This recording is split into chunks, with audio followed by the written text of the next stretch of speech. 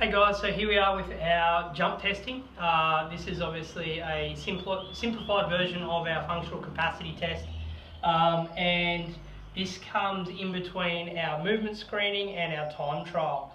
Okay, so once we get through something like our Y balance test, if we have access to that with a qualified professional, and we've done our strength testing, so our 1RMs and things like that. Doesn't matter if you can't lift a lot if you run, but there's some strength standards outlined obviously prior to this, so have a look, see what you can hit.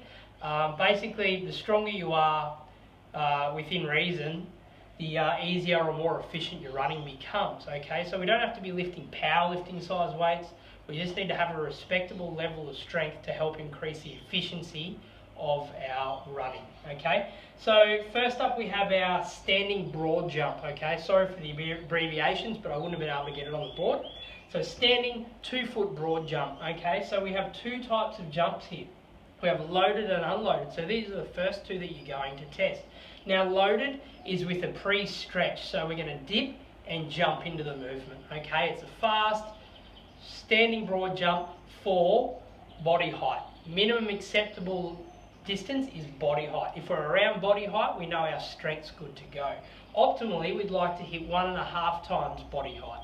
Okay, so we've got our loaded standing broad jump being that fast eccentric load and jumping out. No pause in there, use that stored elastic energy. Next we have unloaded. Okay, so that's now taking away that fast loading phase, and we're simply just going to sit 1, 2, 3, 4, 5 and jump to let that stored elastic energy dissipate so we can't use it to jump that extra distance. Now what we're going to find here between our unloaded and loaded jumps, if there's a big difference between loaded and unloaded, we need to work on strength. This can be improved like things like squatting, Bulgarian split squats, deadlifts, and just traditional forms of strength training. Okay guys, and if we have a small difference between our loaded and unloaded, so if there's not too much distance between, we can incorporate some explosive strength or basic plyometric activities like skipping, kettlebell swings and things like that into our program. Okay, so if we're looking at a standard for differences here for between loaded and unloaded, a big difference would be foot length back. Okay, so your foot length. If we're starting to get those really big distances, we need to work on strength. Next up we have our single leg standing broad jump. Okay, so this is now with a single leg jumping out as far as we can, ultimately trying to make body height again. Okay, so when we're there, this one's simply just testing for asymmetries. Do we have a difference between left and right? If we have a big difference between left and right, we need to start to work single leg and split stance strength exercises, our mobility work that's provided later on, and things like that to help eliminate those asymmetries.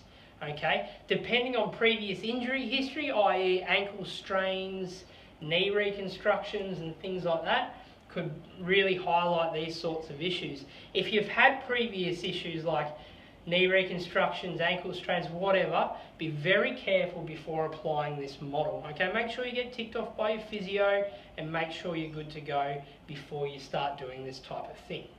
Okay, finally we have our single leg triple jump. Now this is 3 consecutive jumps on the 1 foot, one after the other, no pausing.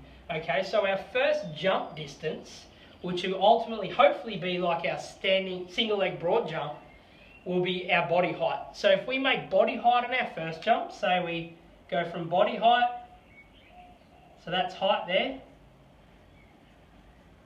Our next 2 consecutive jumps should be double this distance. So our second jump should go here and our third jump should go even further. So if we look at the gap between the second and third jump, that should be, sorry, pen's running out here, that should be double this, double body height. Alright, if we can't make body height, make it off that measurement. So if you make a couple of centimetres underneath that measurement, make sure these 2 are further than that one distance there. Okay, so there you have it guys, our jump testing. Just briefly touching on the type of strength training or the type of training we can add into our program. If we have asymmetries or issues like that. We've got things like skipping, plyometric activities. Remember, keep it basic and work to more advanced versions. And this, out of anything, will particularly highlight any previous injury history. So be very careful in your application, but this should give you an idea of where your sort of shortfalls lie after a mobility and movement perspective starting to push into a performance perspective. There you have it, guys. Cheers.